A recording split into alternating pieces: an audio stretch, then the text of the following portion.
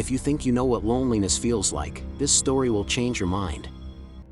For 36 years, Thomas Silverstein's world was no larger than a small concrete box. No window. No sunlight.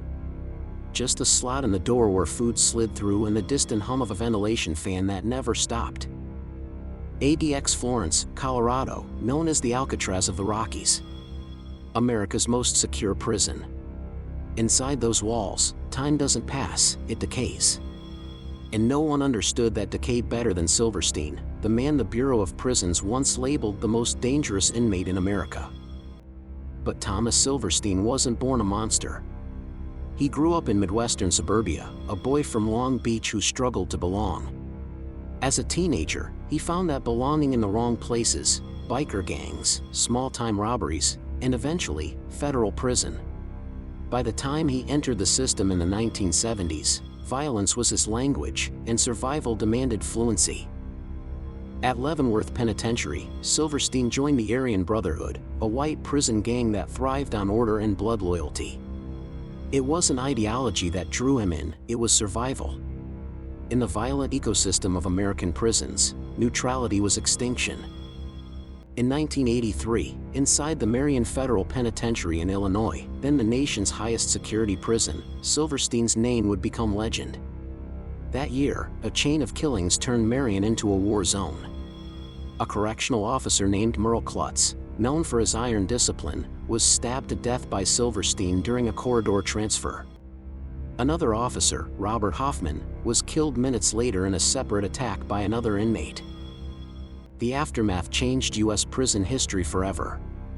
The Bureau of Prisons went into full lockdown mode, converting Marion into a 24-hour solitary facility, the first in America. And for Thomas Silverstein, the punishment was beyond human comprehension. He was placed in a special isolation cell, a prototype for what would later become the blueprint of ADX Florence itself. No contact. No conversation. No touch. Inmates called it the box. Guards called it the tomb. For months that turned into years, Silverstein lived without hearing another person's voice directed at him. The lights in his cell stayed on day and night. The only color came from the faint rust stains on the pipes and the gray of the concrete that surrounded him like a coffin. He began to write letters, hundreds of them, to anyone who would read. Lawyers, journalists, even government officials. His handwriting shaky, his tone polite, almost academic. In one letter he wrote, "I'm not asking for freedom. Just to be treated like a human being." But to the system, Thomas Silverstein had become a symbol. The ultimate deterrent. The man whose existence justified solitary confinement itself. After a decade in the Marion tomb, the government built ADX Florence, a facility designed to contain men exactly like him. When Silverstein was transferred there in 1995, the move wasn't a fresh start. It was a sentence without time.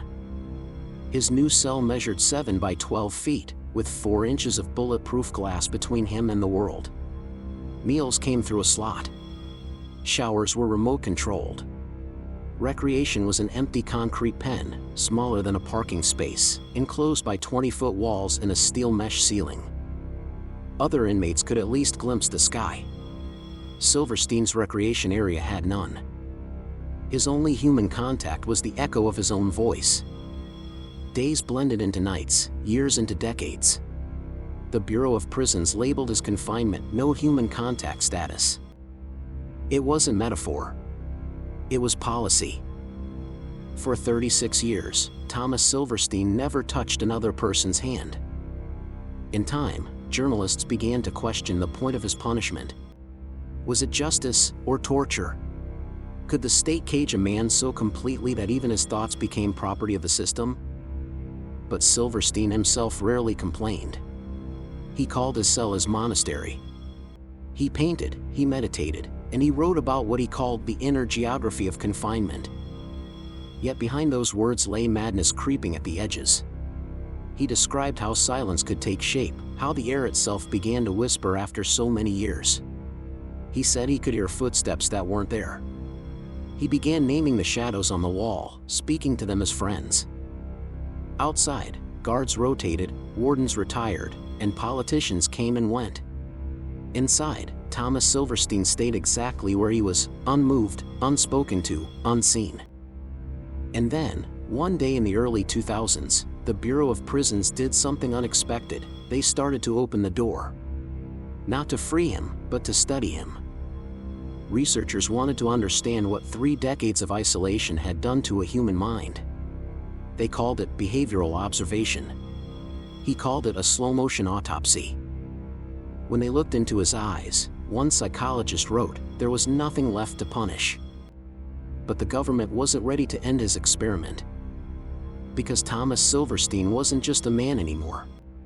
He was a question the system couldn't answer. If you take everything from a man, sound, touch, time, and hope, what's left of him? As the years dragged on, Silverstein's name faded from public memory. Few knew he was still alive, entombed in Colorado, a ghost inside America's most secure facility. But deep inside ADX, guards whispered stories about him, the man in the silent cell, the inmate who hadn't seen the sky in decades. Then, in 2019, on an otherwise ordinary spring morning, a guard making rounds stopped at Silverstein's door and realized something was wrong. After 36 years of breathing recycled air and sleeping under fluorescent light, Thomas Silverstein's heart had finally stopped. But that morning, when they opened the cell to retrieve his body, they found something that no one expected. A painting, hung perfectly on the wall. And what it showed would make even the guards pause.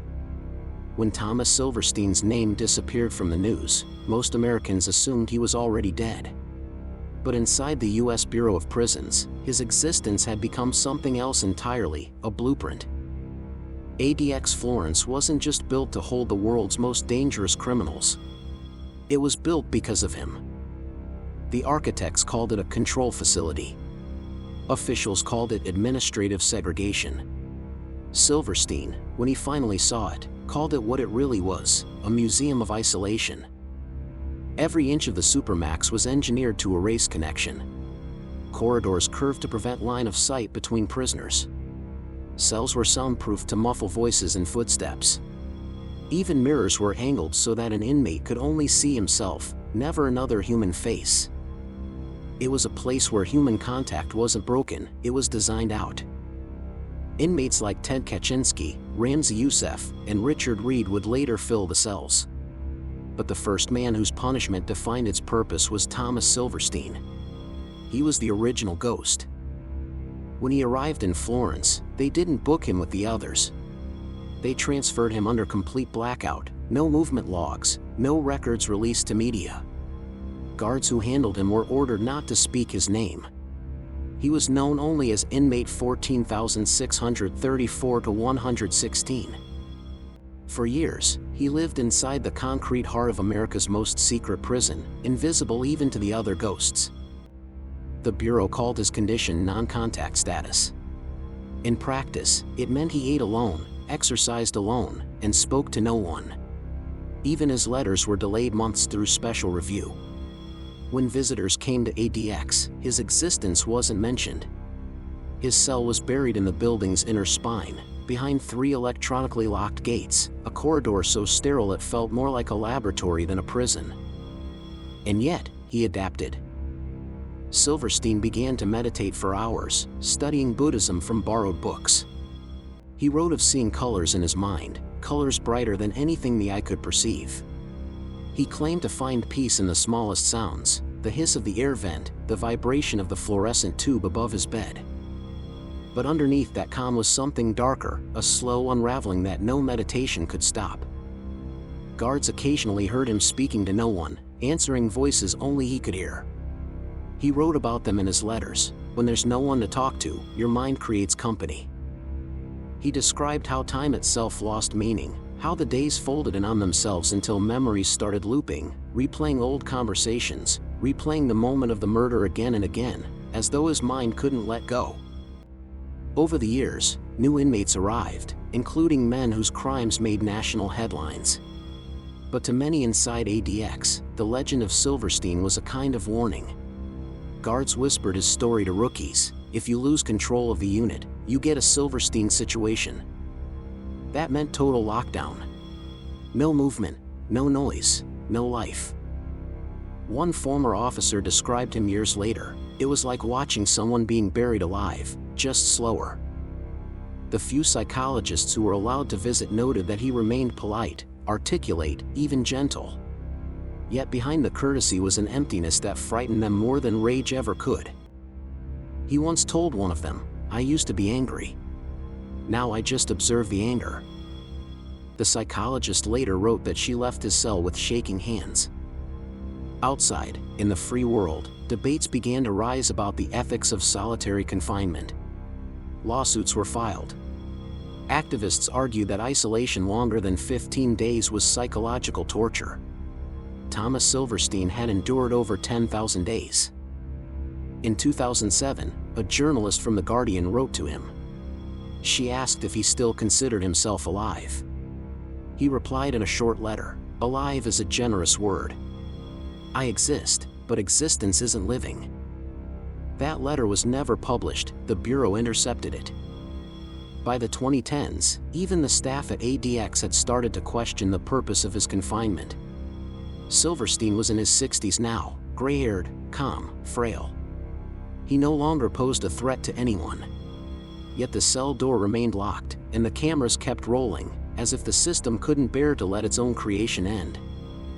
To the Bureau of Prisons, admitting he could be released from solitary meant admitting the policy itself was wrong.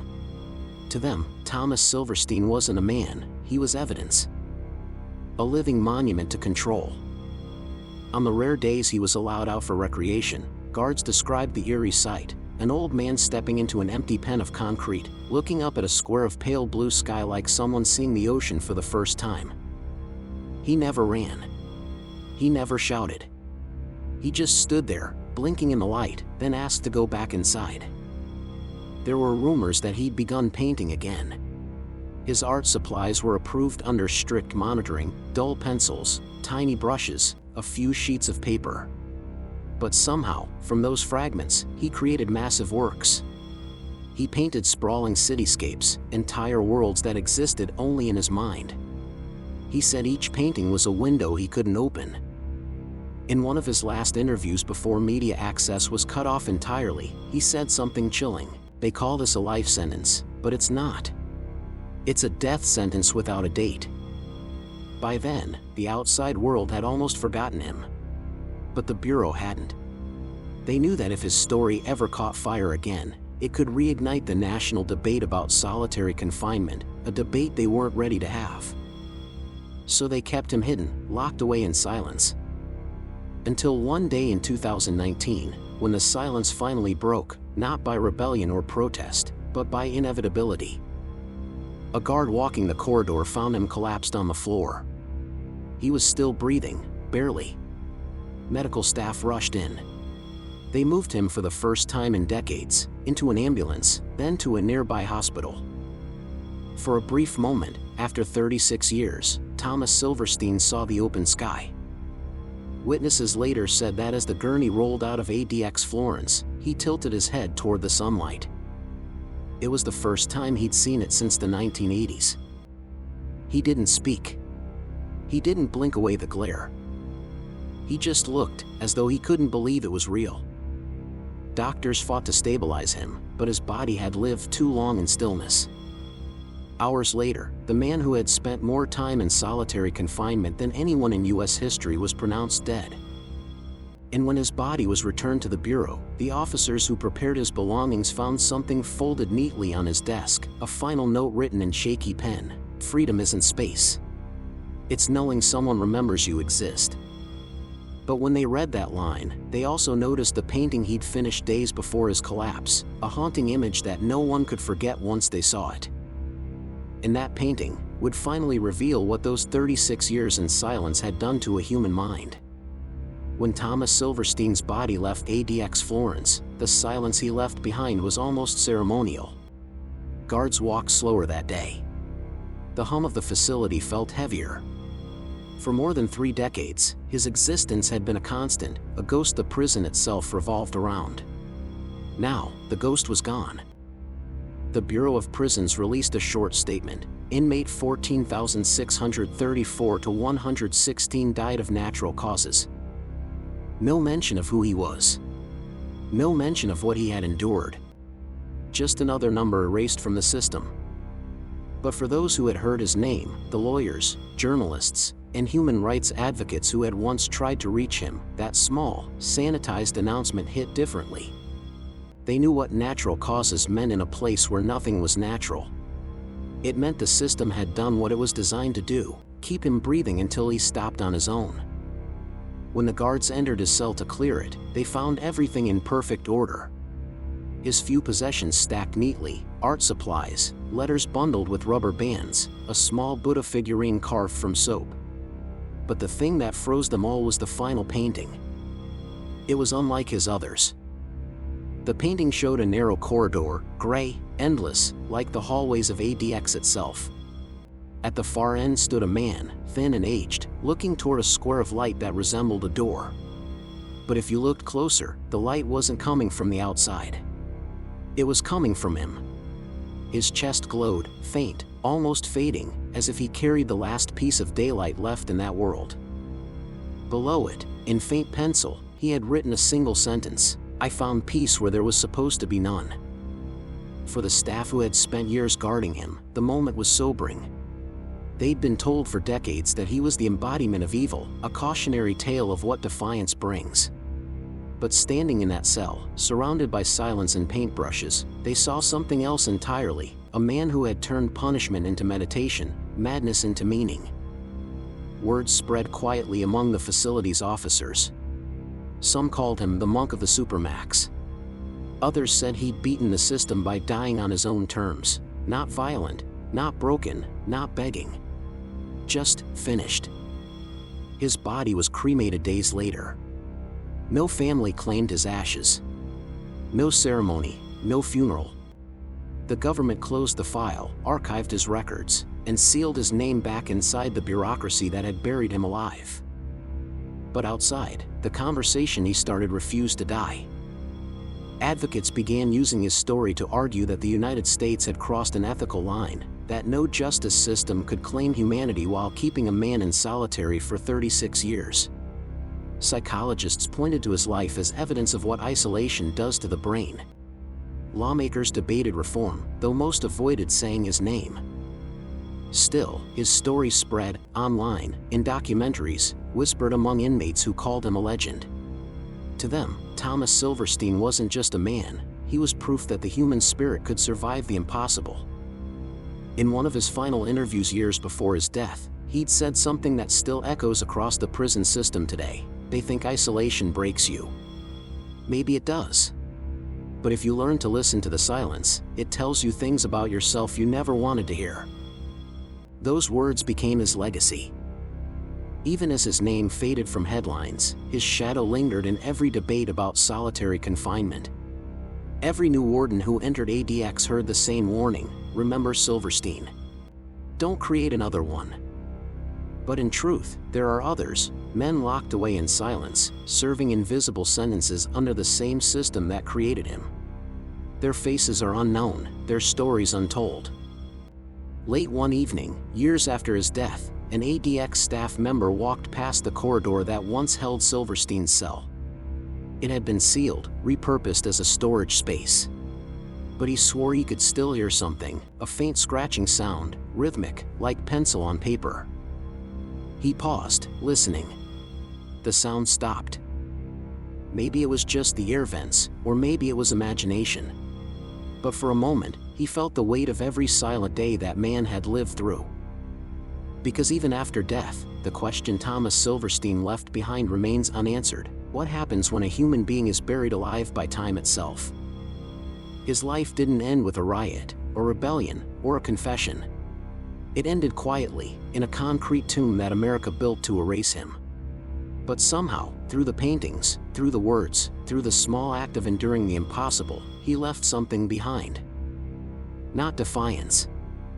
Not revenge. Something purer. Peace.